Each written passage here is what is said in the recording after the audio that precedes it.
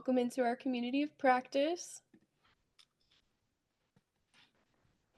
I'm going to give everyone a second to get in and settled. If you want to go ahead and rename yourself or share in the chat where you're coming from, what organization, pronouns, whatever you'd like to share, go ahead and do that. Give folks one more minute here.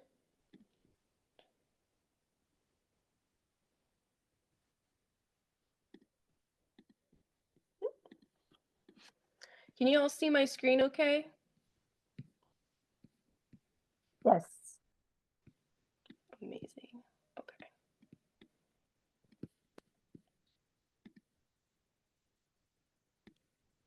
Love the thumbs up. Thank you all for, I love reactions. Okay. One second. Trying to let a few more in. Oh, okay. So with that, I'm going to go ahead and get started, and people will trickle in as we go. Today, thank you all for coming to our community of practice on the Clean Energy Jobs Calculator. I'm going to go ahead and make sure, there we go. Today, we're going to hear from our analyst team, YoungSun, Etan, and Simon. And with that, I'm going to go ahead and let you all know we're going to have an introduction, of our community of practice, who we are, Greenlink Analytics, and talk a little bit about our Greenlink tools. And then I'm going to pass it off to YoungSun from the Analyst Team, who's going to talk about the Clean Energy Jobs Calculator, what the tool is, give a brief demo, and then we'll have Henry from Elevate share a little bit of his experience using the tool, and then we'll do a debrief and Q&A, along with some closing and gratitude. So this here, you're at our community of practice, and this is a welcome space where we connect leaders advancing environmental and social equity and learn about topics that improve our work through peer-to-peer conversations and data literacy together. At the bottom here, you're going to see mostly our community team. We do have some our communications manager and data scientists from other teams that help support this process, and our honorary community team members as our A team and everyone else on the team. But our team, the community team, focuses on people-first approaches in research and policy making by fostering city-community collaboration and humanizing data using tools like our Greenlink Equity Map, which I'll give a sneak peek in a minute. And we do this by emphasizing that we are all a part of an ecosystem moving change forward together. And so who Greenlink is, the organization here is an Atlanta-based energy and equity research nonprofit focused on supporting community-based organizations, cities, and states in a fast, fair, clean energy transition. Here you can see some of our statistics on how we move initiatives forward in this search to have energy and equity justice for all. Now, our tools that we use here at Greenlink, we utilize scientific research, analysis, and mapping to share accurate, high-resolution, intersectional data to communities and partners. Here you can see some images of the tools. We have different teams that lead these. Our tool that the community team runs is the Greenlink Equity Map. It's a data visualization tool to help see where different burdens and indicators and what communities are experiencing. If you're curious to learn more about this, please sign up for office hours or a demo. Happy to dive deeper into that with you. But today, you're here to learn about our analyst team's Clean Energy Jobs Calculator. And so with that, I'm going to pass it off to the experts and let YoungSun take the baton. Thank you, Sammy. Can you hear me okay? Like my volume and everything? Awesome, awesome. So thank you. And I guess many of you attending this meeting probably work on the, project management and the program management and requiring to write grant proposals and the reports associated with it. So in such process, like talking about the economic impact of investment in green energy, clean energy, it would be pretty important in terms of job creation and GDP growth. So Greenlink Clean Energy Jobs Calculator is designed to help analyze the economic impact of clean energy investments in a local and a state economy. So CEJC estimates the changes in labor and income influenced by the economic activities. Also identifies which industries and occupations and the skills would benefit most from the expenditures associated with the clean energy policies and programs. So next slide, please. Thank you. Compared, the previous one, please. The flyer. Thank you.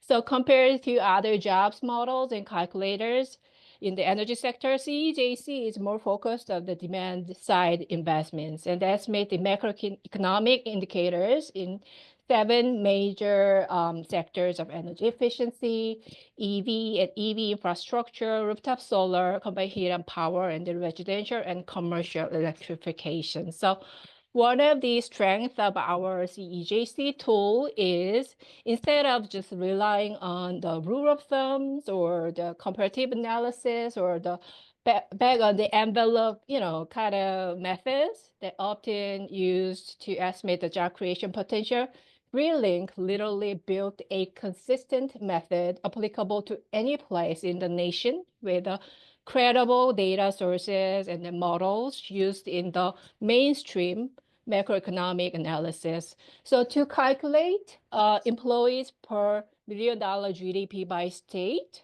by NAICS code and by OCC code, the industry and occupation, CEJC uses the industry data collected by the Bureau of Economic Analysis.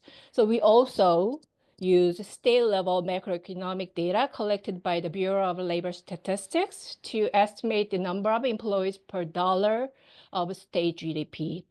And in addition to that, for the model calibration purpose, GRA ran the famous influence IO model, input-output models at the county, city, and the state levels, and then compare them to our own GRA job multipliers, and then checked which model would most accurately represent the economic situation of the location in question.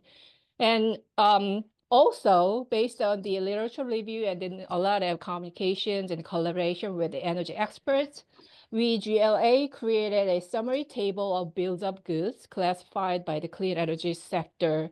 So actually the bills of goods, it is sort of a concept or system characterizes how the fund and investments in the clean energy programs would be spent across the sectors of the economy. So collecting all of these information and then concepts and ideas and insights, we created the CEJC. Though CEJC utilized such very credible data and then models used in the mainstream macroeconomic discussions, it is still very intuitive and user-friendly so that users can clearly explain how the numbers come from, and then they can do some apples and apples of comparison of your program with the peer size, programs in other states. The next slide, please. So CJC is basically the Excel-based model. So it is constituted of 3 parts. All of them, first of all, we are the first tab, and the first thing is a user interface to specify geographic scope and then investment scale by resource.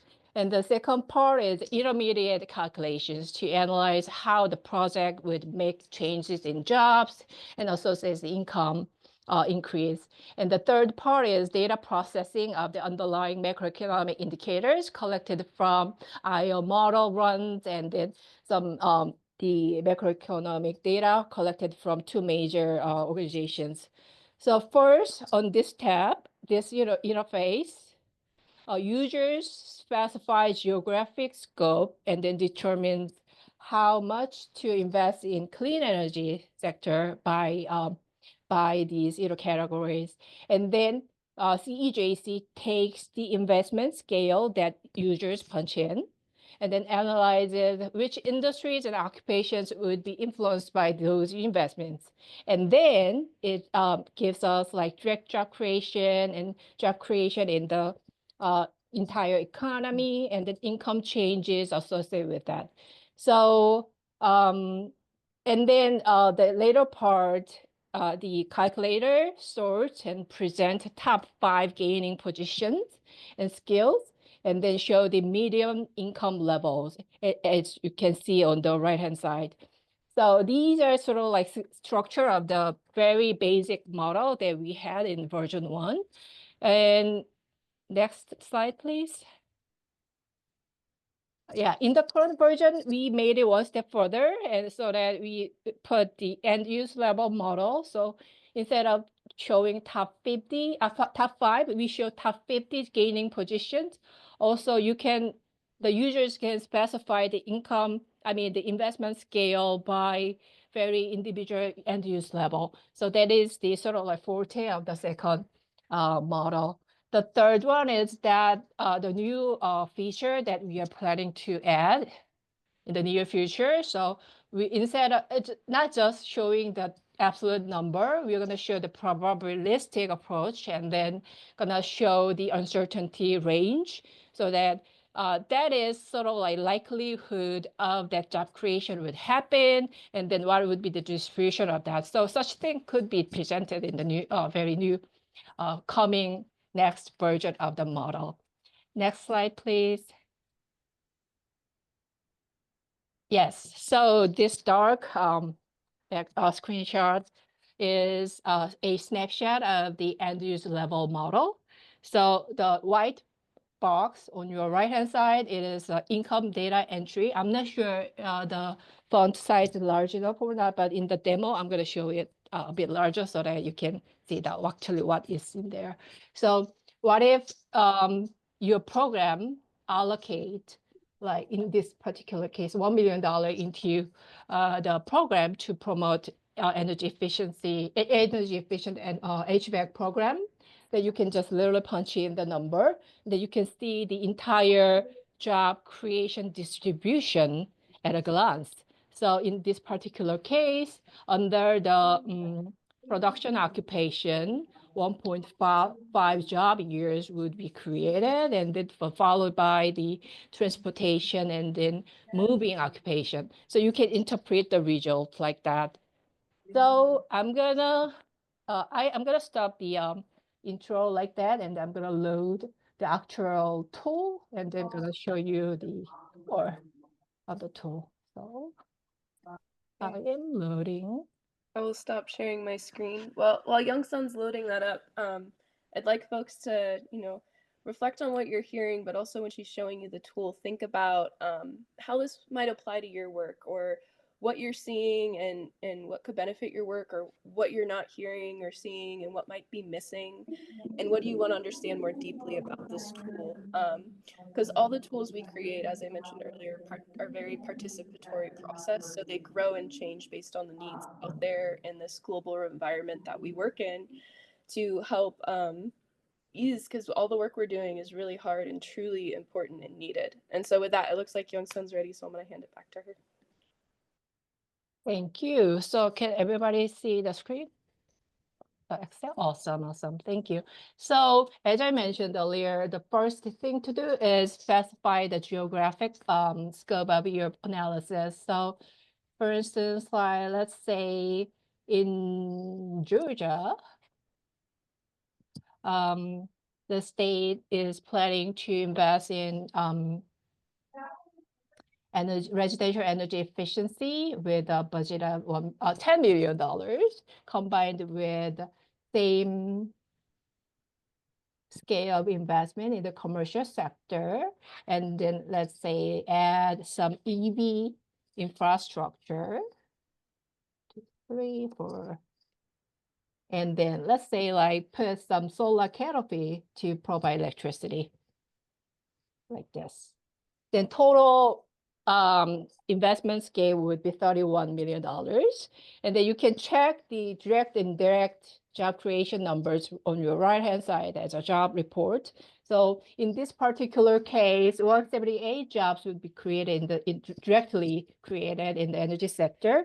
And then if the money goes into this economy, it means that the consumption power of the people there would grow.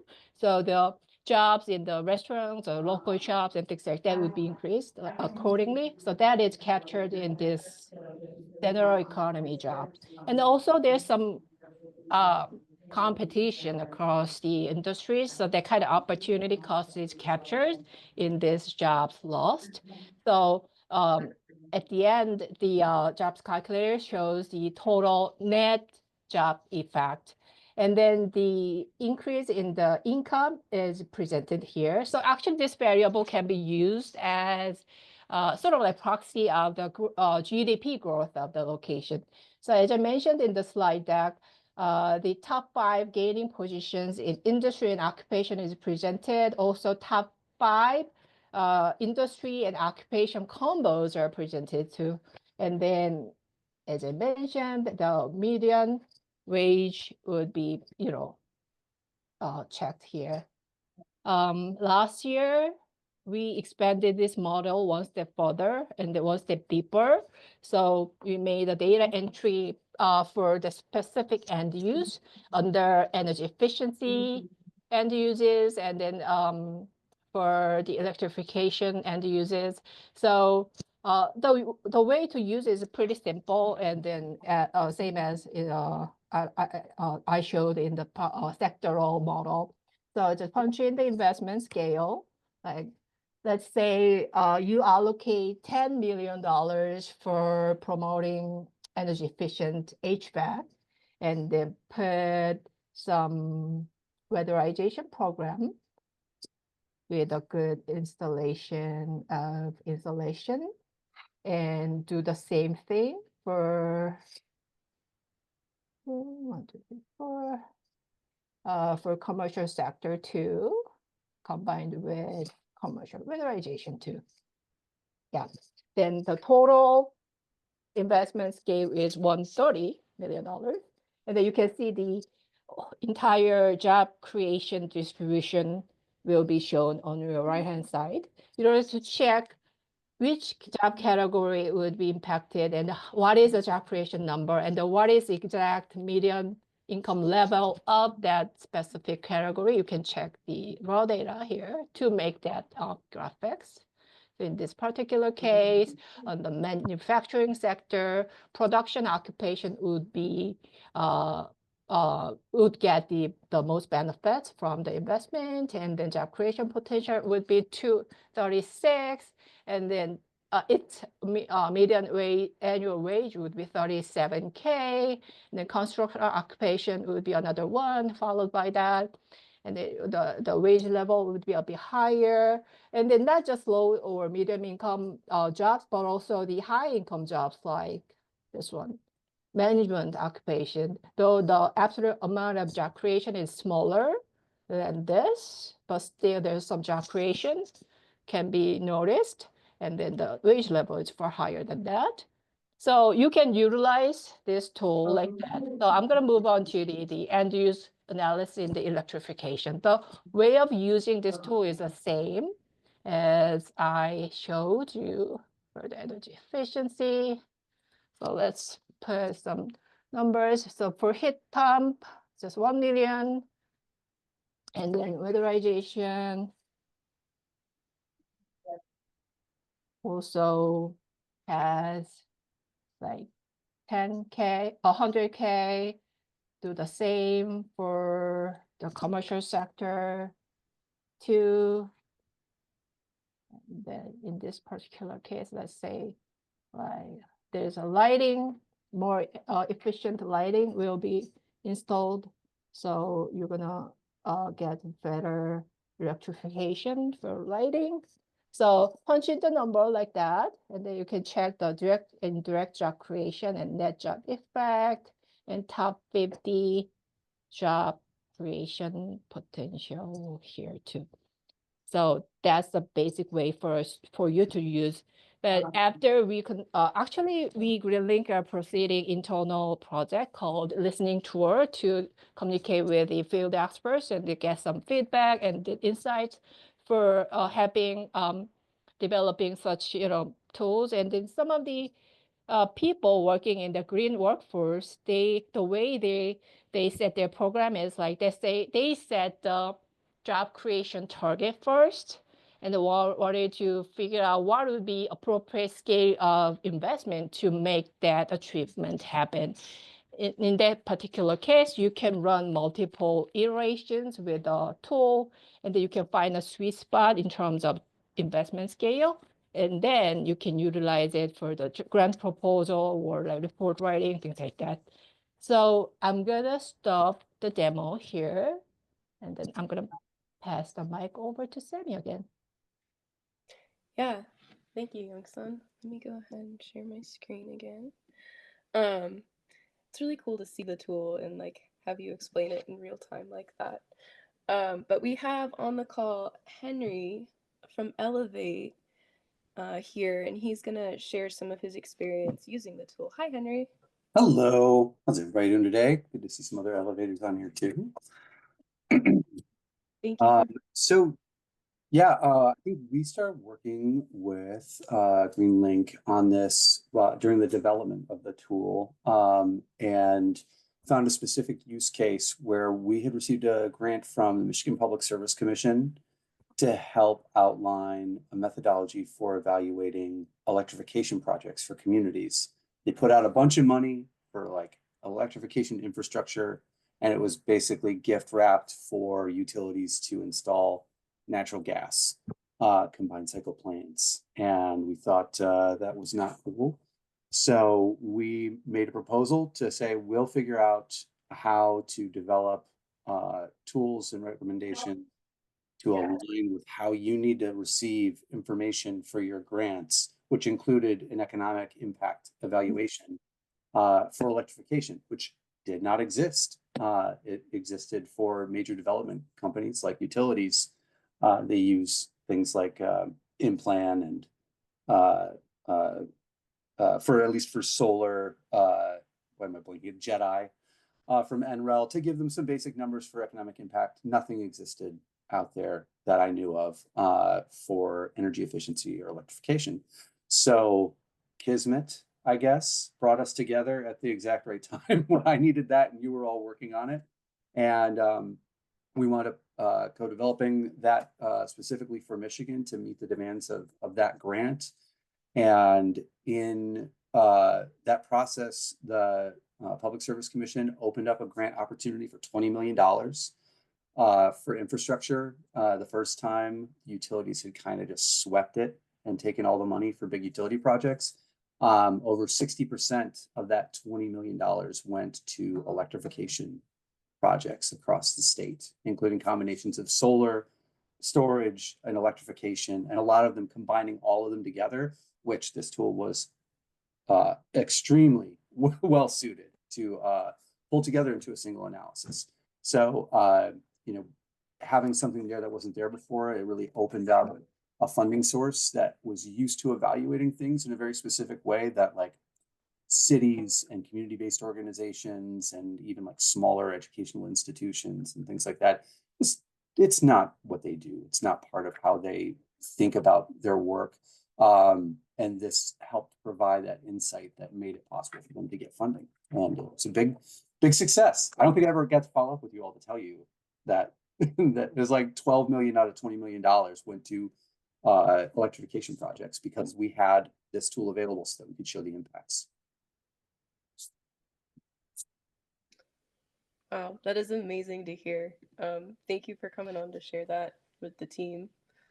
But I guess I'm just in general, because I love these types of wonky tools and stuff, but their value when you can put numbers like this onto specific actions in any ecosystem, whether it be a specific project or a big initiative or policy, it helps sell it to a broader audience because they can see the jobs, they can see the investment, the money flowing into the community, and it just helps tell the broader story that it's not just like, climate savings and, sustainability folks being happy about the way things are going. Like, this is real economic impacts that translate into real dollars and jobs for the community. So. Yeah, thank you, Henry. Oh, YoungSun. Yeah, so on Greenlink's and collaboration with Elevate was a huge win, because like in the process of developing the tool, we needed a lot of, field experts judgment call, like to set the assumptions. So communications with Henley helped a lot for us to, make some model more realistic, and with realistic numbers as assumptions. So yeah, we really appreciate support from Elevate. I want to say once again. I appreciate you all. You know that. Yeah, thank you all again. And it's great to hear these stories, being on the community side of things. I don't always get to know what projects are going on with our other partners. So I love getting to share these with everyone else and learn about them myself.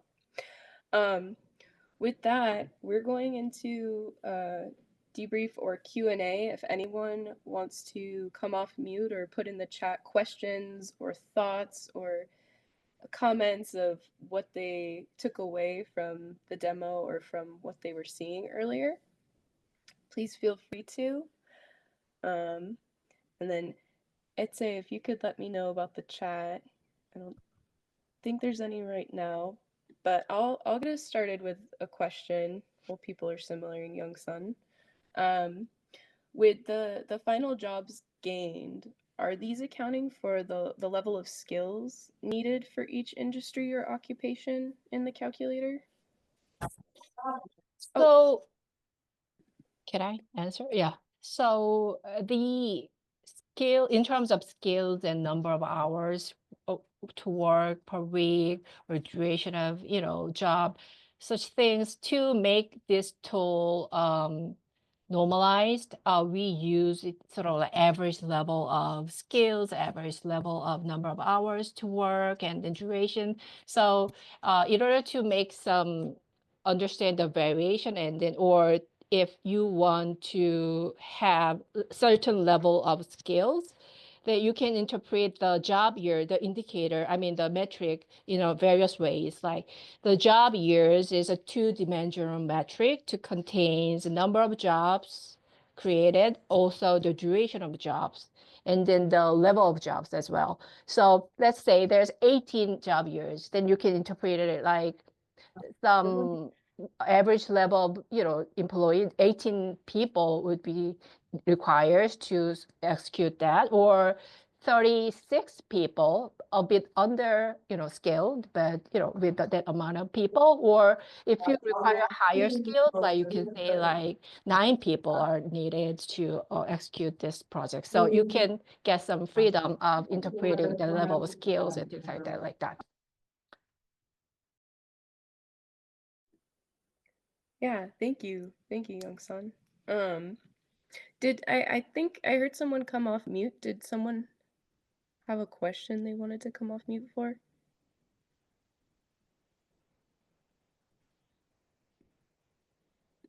No. Okay. Well, I have plenty of questions for you, YoungSun. But I've also been, I know, working with you on this, so it's left time to think about it. Because I always say I'm a crock pot, so it takes a second to simmer with what I'm learning about. But I want to emphasize this is a safe space to ask any curiosities you were thinking about when the tool was being showed and talked about earlier, and when Henry was sharing as well. And then kind of branching off you talked about the jobs and the industry occupations, but can this tool help create more local jobs, and what is that journey if it can? So yeah, you just touched on pretty important, assumption of this tool, because when you interpret and when users interpret the job creation potential, actually, though monies comes into your local area, actually job creation potential could be spread across the neighboring areas too, because like, first of all, all the economies are interconnected. At the same time, the indicator that job multiplier that we use is based on the state level job indicator, a multiplier. So in the presentation, as I mentioned, we ran city, county, state level employment models, and then we compared all the multipliers, the level of multipliers, and then concluded that the state level multipliers are most credible and reliable. So we took it and then put it in our model. So again, like when you interpret it, you should put a bit more broader geographical scope or concept, like the job creation would happen in your location and the neighboring places too. Might have a follow-up, but Henry, go ahead, please. Yeah, I in my previous life, we did a lot of this kind of reporting on like jobs, and it really does come down to like, these are the jobs that are possible in a market. So if you take steps to try and invest in or create policy tools that could help maximize the amount of that work that does happen locally, either through job training, bidding requirements, cultivation of local contractors, whatever it may be, you can capture the most of those jobs that are possible. But unless you do that, you're just kind of like, this is the market will do as it will, and maybe those jobs won't be as local as you want them to be. But at least you have a target when you have numbers like this, where you can say like, well, this is how many jobs are possible. So what can we do to get as many of those in our community and to the types of businesses and folks that we want to have those jobs. Yeah, I appreciate you jumping in on that. I'm curious with and Henry, please feel free, because it's kind of like based on what you were adding in here. When you were using the tool, or like with using the tool, do you think this is something that, like, I don't think it does this right now, and correct me if it doesn't, but is this something that could potentially This is the also, back. with that job creation, figuring out like how many folks do you need who are like coming in, who are new experienced folks to get job skills versus those who have high expertise? If maybe a little more detail on how that could work with this tool. That's a tough one. I mean, you need experienced firms to be able to do the work in the first place, but creating programs that allow for mentorship and give preference to those who bring on like subs that are like MBE, WBE contractors, and give them the chance to learn with an experienced contractor. I think that's the kind of stuff you can build into bidding requirements or policy and things like that. Give preference to those who are doing things the way you want to see them happen, and like really bringing in more of those like local contractors that you want to see build up their businesses and get a chance to do it on the job, as opposed to like just going through like a training program without getting their feet wet. Yeah, go ahead, Etan. Sorry. Hi, everybody. I just wanted to point out that along the lines of what Henry was saying, these are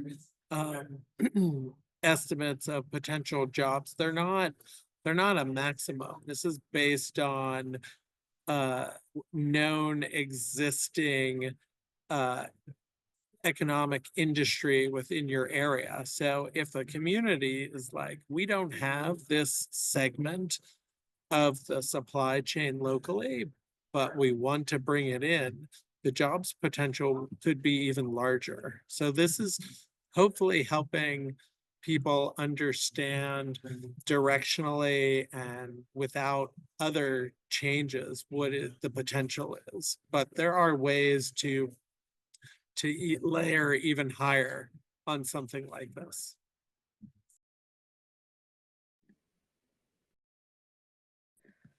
I was gonna ask a question, but I think we just got one in the chat. So we have a question in the chat. Does the current federal funding situation have an impact to the model or the job statistics in the clean energy jobs calculator?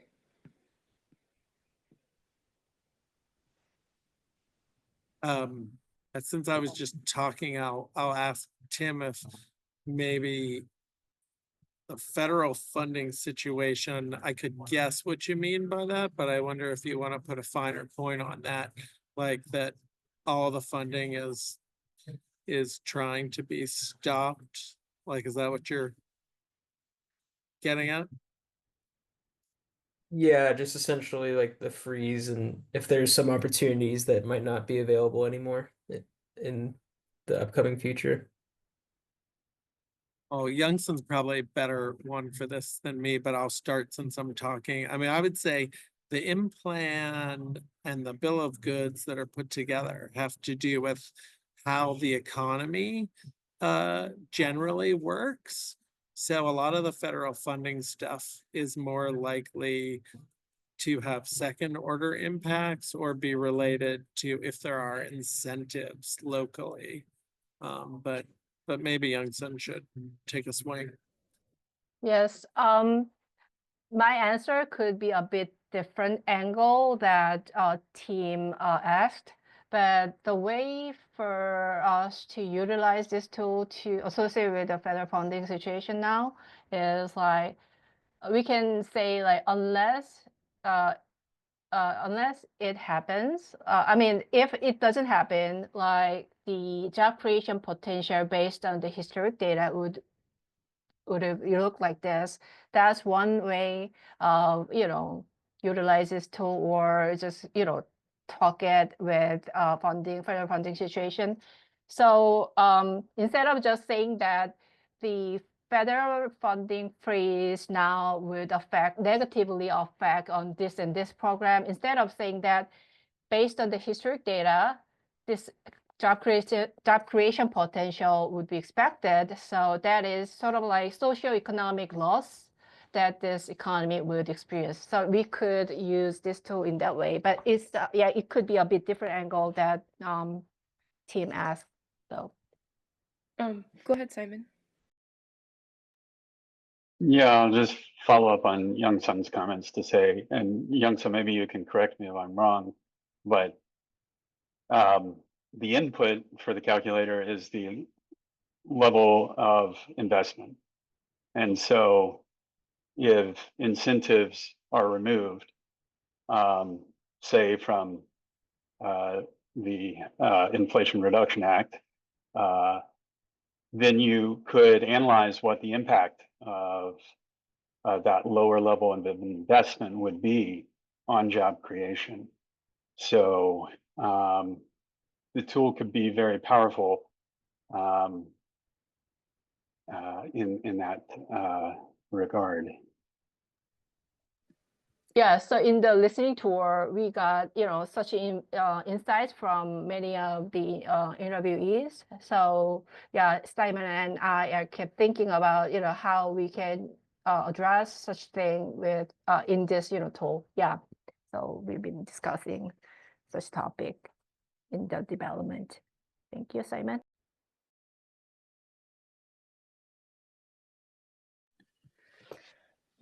Maybe a follow-up of Tim's, but does any of the inputs you use in calculating or breaking down the finances put into the tool, is any of that being impacted by data or information that might be turned off or turned on or on the back end? So, Sammy, could you give me more specifications, like so that I can give you a better maybe answer? like you were showing us, but maybe in making this tool, like what goes into this tool? What are some of the components that create the calculations or break these down once you put the numbers in there? Just a little more detail on that. It is like there's a lot of potential to develop this tool in that direction. So there's various concepts to be utilized to execute what you just described. So in the current version, there's the input file talk about the bills of goods. It is sort of an input table to give some information and an idea how to how the funds need to be spread across the various sectors. I mean, subsectors on the, one sector. So though there's no bad OCC or next categories there, we can actually create one category. Though in the existing structure, it is not there. We can add one very transformative, category like that. Like if it is like, it is just, example, but some IT associated jobs to bring in AI technology or whatever in the current, categorization, it doesn't have it, but we can add one, sub task or sub sector like that, and then we can provide a percentage of funding. Then the jobs calculator spits out how many job creation would be expected for that specific category. So there's a lot of room to expand in that direction.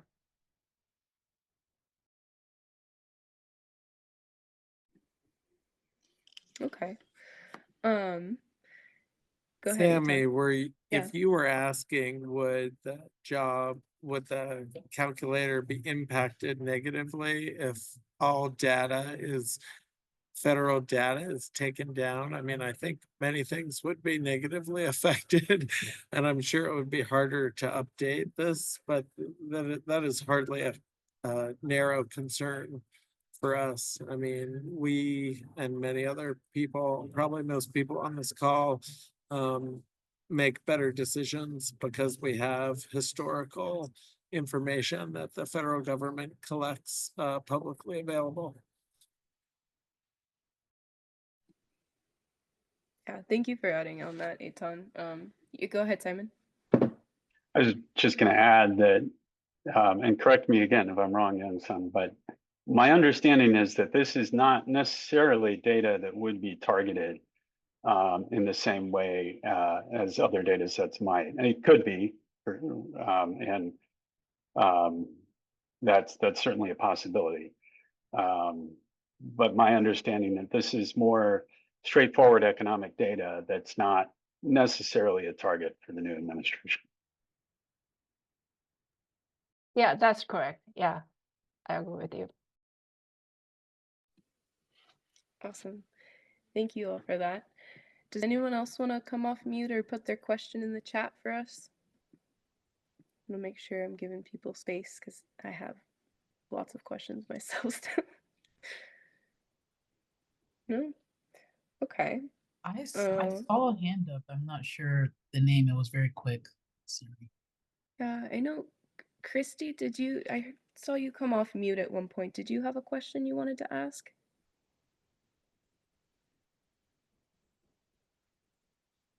Maybe not. Okay. And I guess maybe a smaller question, but for the median and annual wages that are in here, are those considered, and again, this is coming from my community mindset and how I approach this and curiosities, but which we all here I think do, but are the median annual wages considered livable median wages, and are they accounting for the median income of an area when you put in like when you went in and selected the area? So exact definition of median wage, annual wage is the median wage of that job category, of that job, of that location. So it is, it could be comparable to the median income level of that households there, but it doesn't say that actually.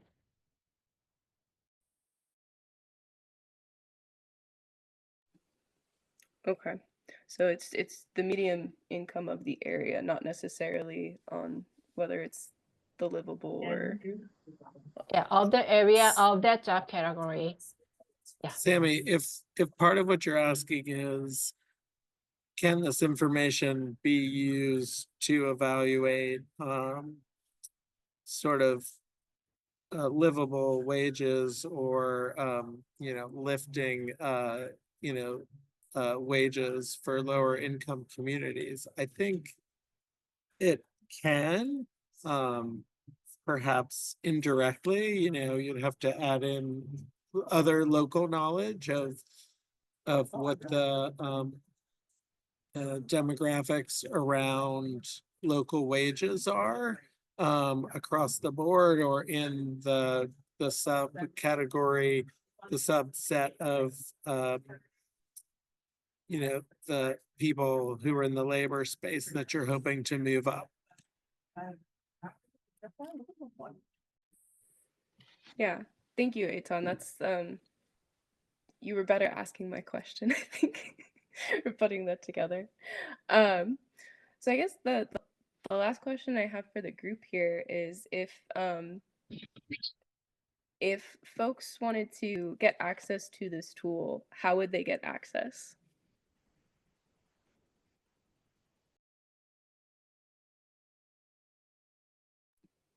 Ooh, did we lose YoungSun? Oh, okay, I'm gonna answer then. Okay. So we have plans to make this publicly available somehow on the cloud, which is not my area of expertise. So I don't know when that is going to happen, and there'll be, I don't know, some sort of subscription model. But in the near term, we've been working with groups like Henry's and Elevate, and you should reach out to us directly, and we'd be happy to talk to you.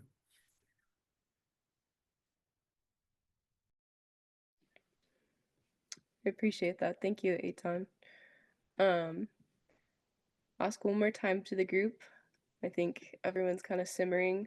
I know the first time I saw the jobs calculator, it's a lot to take in, but I don't want anyone here to be intimidated. We want these conversations to continue, and there's always room to follow up with us outside of this space as well.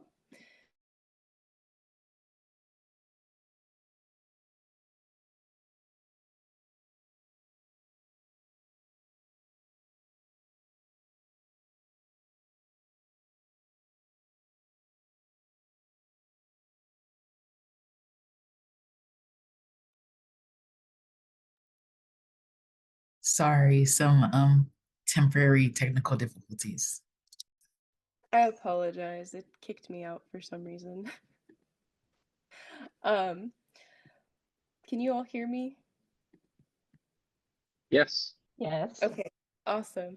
Well, thank you all for being patient with that. And just want to say that these conversations don't end here. So if you're like me in a crock pot and you need to simmer with what the A team has shared and Henry has shared today, because it's a lot of new learning, then please do reach out to us. The A team here is really fantastic to work with and has helped me in my understanding journey and in the analyst wraparounds, and in deep conversation and asking questions. So I want to thank YoungSun, Etan, Simon. Thank you so much for being here and running this and sharing this tool. And Henry, I want to thank you for adding in your expertise and sharing in your experience and knowledge.